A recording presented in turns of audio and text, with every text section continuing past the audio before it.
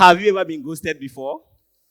Now, sometime in 2021, I met this particular beautiful lady in the library of my university. I was totally enchanted. So, I had to ask her out or toast her, as they say in Nigerian Pidgin English. And after much campaigning and pitching, she finally accepted. I was very, very happy. Thereafter, we went on a date. The venue was nice. The food was nice. Everything was fine, or so I thought. After the date, we went to our various houses. Around this time was when we are taking our exams. And our exams had just ended.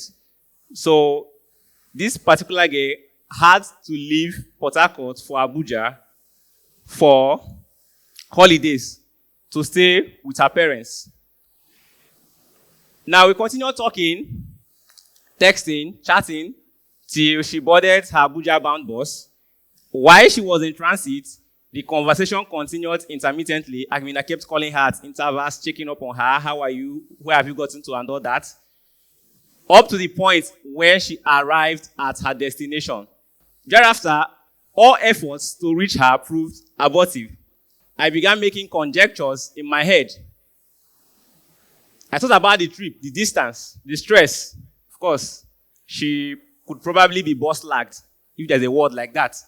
Then I also thought about the fact that she's in an African home. Maybe she's scared of her parents, and she won't easily take my call as she would if she was alone. So because I was probably high on communication as a person and, love struck, I kept trying to reach her. It wasn't until 1 week later I discovered, ladies and gentlemen, that I've been ghosted.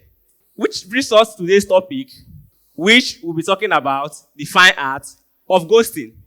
Now, from my earlier story, some of you may have come to the conclusion that ghosting is not a fine art. If it's an art, it should be an ugly one.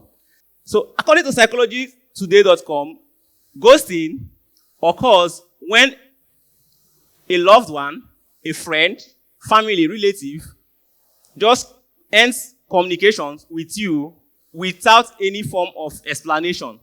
It typically happens in amorous relationships, but people also ghost at their workplace.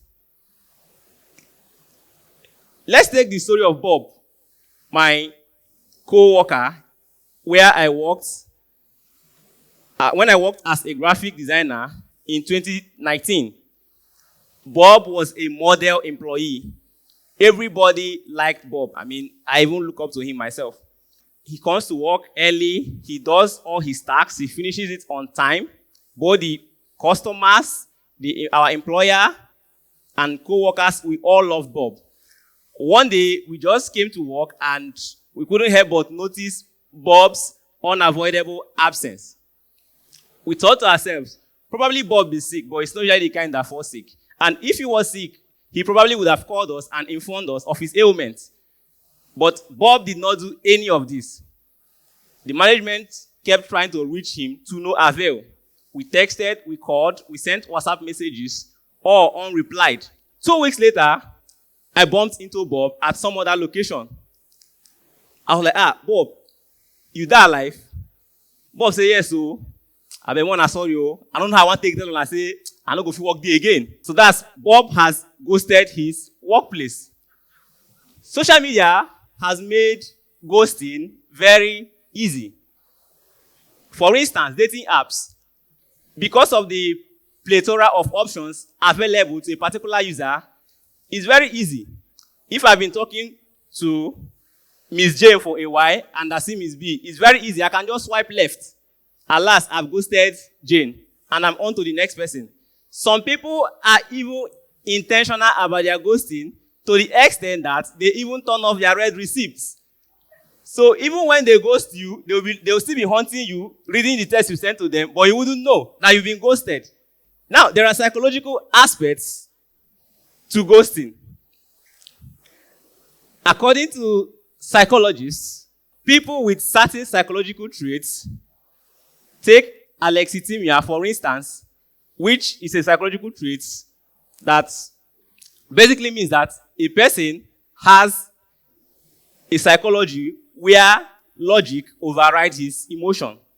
Such persons won't have any qualms ghosting you because to him, he feels less. He has a low emotional quotient or emotional intelligence.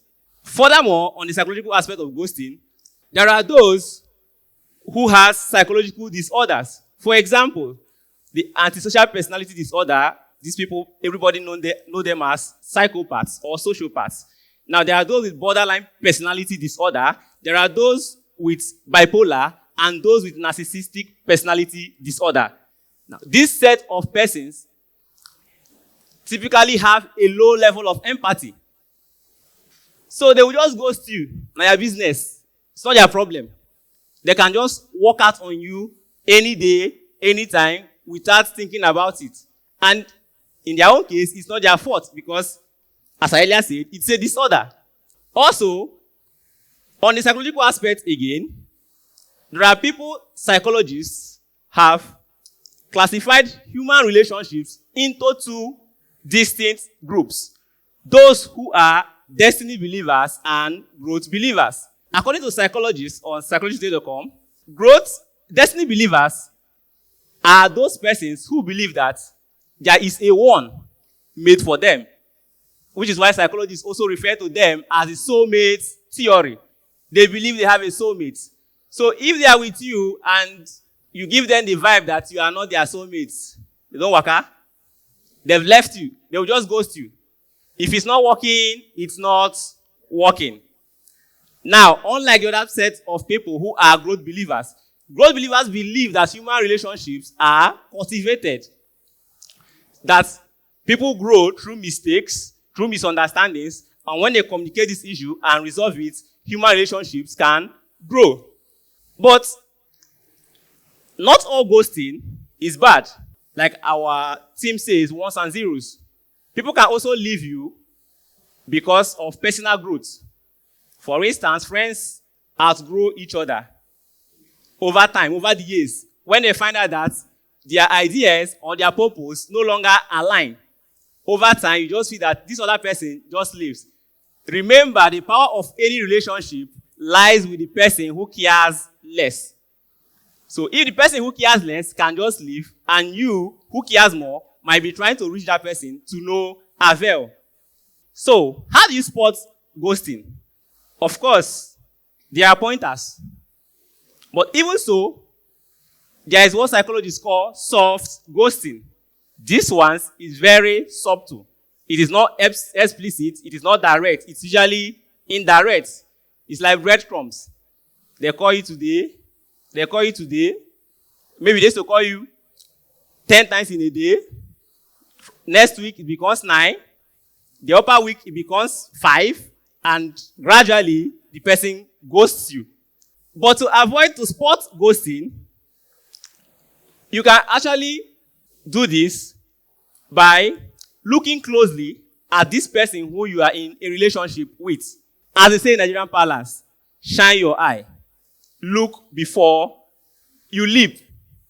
Now, this brings me to another aspect of ghosting, which has to do with the see-finish culture in Nigeria.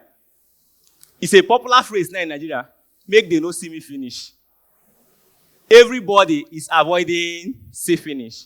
See-finish is the Nigerian equivalent of familiarity breeds contempt. So nobody wants to be seen finish. So instead when they go see me finish, make I just go. That's another aspect to ghosting. Now that you have been ghosted, what do you do? Well, as they say on the internet, we move. We do what? We move. Life goes on. It is not the end of life. Also, note that some people that ghost you will also come back to contact you, but this contact will not lead to any reasonable end. Psychologists call this breadcrumbing and orbiting. And that's according to verywellmind.com. Now, what does this person do? Like ghosts in Nigerian movie, they literally haunt the living. So this person can carry out very subtle acts of ghosting. Perhaps I posted this picture in 2012. This person that is orbiting and breadcrumbing can just go and like that picture. And the thing will show on my timeline. I'll be like, this is why he liked my picture today. Or the person can just drop a text. Or even call you. Say, oh boy, you don't forget me, oh. Which is why, when you've been ghosted, you have to accept the fact that you have been ghosted. You allow yourself to feel those negative emotions. Because if you deny it, you can't deal with it. According to psychologists, denial is the worst form of defense mechanism. So, is all ghosting bad? Is ghosting totally evil? Of course, you'll be quick to agree with me from the foregoing things I've stated that ghosting is very terrible. If not for anything, for one reason, the fact that it leaves you without closure. It keeps you wondering. In my case, I was devastated. I thought of many things. Is it because I was not good enough? What did I do? What did I not do? Did she have another guy in Abuja there that she didn't want me to spoil her relationship with? What could I have done right? So that's what ghosting does to you. It steals that closure away from you. Besides, if the person tells you why he or she is ghosting you, this will give you room to improve on yourself, to prevent loss of future relationships. But the ghoster doesn't care about what he or she does to the ghosted or the ghostee, as my friend Karinati would like to address the ghosted. Allow me to play the devil's advocate for a minute by telling you that ghosting is necessary in certain circumstances. To illustrate, a person with a cheating, deceitful, manipulative, and lying partner could very well disappear on that his or her partner without warning for his or her own sake. This is because if your partner is very manipulative, if you present the facts to him or her that I'm leaving you, the person might manipulate you into staying in the relationship. And psychologists cause this gaslighting. When you be manipulated to the point that you begin to doubt your own rationality. You know that, this thing he did is wrong. But he's not telling you now, he's not making it feel like it's your fault and not his. So in that case, you have to leave such a relationship for your sake. Another example of where ghosting can be justified is in the case of a violent partner. Someone who you know that if you tell this person beforehand that I'm tired of this relationship, you don't know how the person might react. Maybe the person might not stop at breaking the electronics in the house. I mean, you could even be bludgeoned.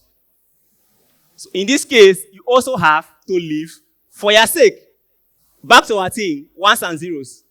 We've seen that ghosting is not exactly evil. Another example again is when you are dealing with someone who is narcissistic. Narcissism simply means the person only thinks of himself, no other person. Even the supposed good deeds he does for you is just for himself. He's trying to make you indebted to him. In this situation as well, you can also ghost such person. If you are also dealing with a highly sensitive person, some people, at the mention of the end of a relationship, they get suicidal. You can also ghost this person, and as they say, time heals. Over time, time will heal the person. I'd like to end on this note. Ghosting is not a good thing. Let's keep talking. Let's keep chatting. Keep sending the WhatsApp messages. Keep doing the video calls. Whatever medium you adopt, just keep talking. It is the humane thing to do. Don't be a ghost. Thank you.